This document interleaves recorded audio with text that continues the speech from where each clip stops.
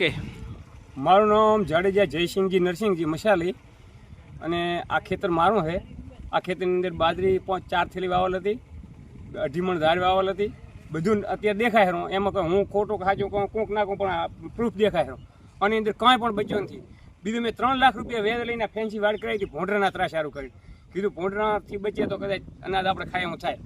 તો આ ફેન્સી વાડ મારી નિષ્ફળ થઈ. 3 લાખ રૂપિયાનું મને એ નુકસાન થાય, ખેતીમાં નુકસાન થાય. હજી એક બીજું ખેતર છે 9 એકર જમીન, એ આનાથી વિચિત્ર રીતે ભરલ પડી છે. 3 લાખનો નિષ્ફળ ખર્ચો છે. આ ભારત સરકાર હાલને એટલી બધી નિષ્ફળ નીવડી છે ને, લોકો અહીંયાથી કંટાળી ગયા. અમે આ 52 વર્ષની ઉંમરમાં ભાજપ સિવાય વોટ કોઈને આવ્યો નથી, પણ હાલને એટલા કંટાળી ગયા છે ને, હાલના ભાજપ સરકારને આનું પરિણામ ભોગવવું જ પડશે.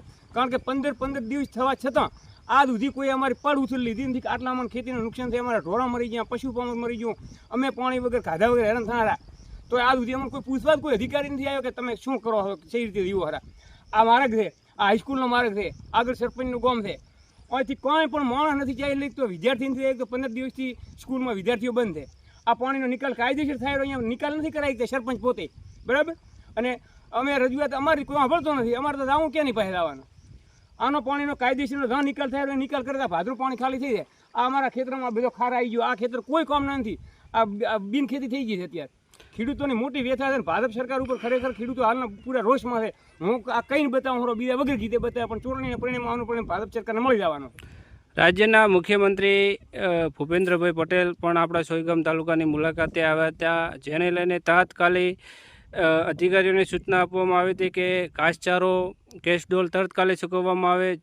એ આપણને મળે છે કે કેમ? ઘાસચારો તો તદી કઈ ભૂપેન્દ્રભાઈ સાહેબ પટેલ સાહેબ આવ્યા ને એના પછી અમને કોઈ વ્યવસ્થા થઈ નથી. એ કેટલી બધી મહેનત કરીને કેટલી બધી રાડ કરગો કર્યો તો આજ ગંઠા મળ્યા છે.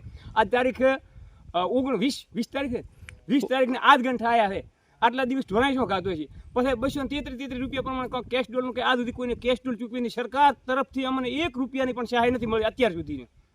સરકાર બિલકુલ નિષ્ફળ છે. આમાં લોકો બધા છે ને, હાલની સરકારને આનો જવાબ પૂરેપૂરો મળશે. પાછો સરકાર નિષ્ફળ છે કે સ્થાનિક તંત્ર નિષ્ફળ છે? પણ સરકાર નિષ્ફળ, સ્થાનિક તંત્ર તો નિષ્ફળ છે. કારણ કે તંત્ર ઉપર કોઈ જો અમારા પહેલા શંકરભાઈ હતા, શંકરભાઈએ 3 દિવસની માલિકો હતો, અમને બધી કમ્પ્લીટ સામગ્રી તૈયાર કરી દીધી હતી. તો બીજે દિવસે અમને કેશ ડોલ કોઈ આગવી વ્યવસ્થા કરી દીધી હતી. અને આ વખતે અમારે શરૂ છે નવા નિહાળ્યા છે. કોઈ અમારું કોઈ સાંભળે એમ જ નથી. કોઈ તંત્ર સાંભળતો નથી. તંત્રમાં અમારે ગામ તણાવી જતો, અમે તંત્રમાં જ્યાં એક કૂતરો બેઠો હતો, કોઈ અહીંયા હતોય નહીં. અહીંયા તાલુકા પંચાયતના કોઈ પણ નહોતું. એનો અમારી પાસે પ્રૂફ એ ફોટો પાડીને આવ્યા છે. તાલુકા પંચાયત ખાલી પડતી એક કૂતરો બેઠો હતો. તો એ લોકો એમ કહેતા હતા ખરેખર કૂતરો વફાદાર કહેવાય, કાદેની બેઠો છે. ગઈકાલે લોકોનું કોઈ સાંભળતો નથી. લોકો કંટાળી ગયા. હવે લોકો મૂંઝવણ કરી કુદરતી આફત આલી છે. એમાં તમારે કોઈ